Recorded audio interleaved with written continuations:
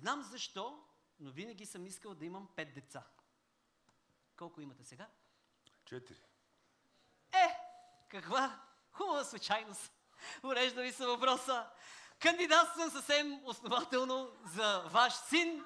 Просто искам аз да се издигна, да дигна лева много сериозно и искам да взема аз поне един сребърен медал. Направил съм си го. Ето това. Ти си го погледни. Това е много готин документ, който ще разпишеш. Декларация за осиновяване. Прочети го, няма проблем. Когато имаш време, всичко окей, тук и хората. Да, можеш да го прочетеш.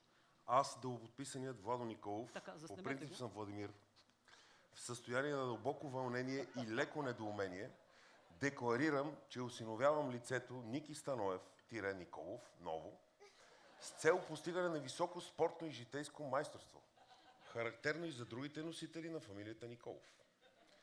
Осиновеният се задължава да спи добре, да се храни редовно и да се издължава с минимум 5 см на месец, да достигне на строен ръст. Същият се задължава и да прави комедия, но не с топката.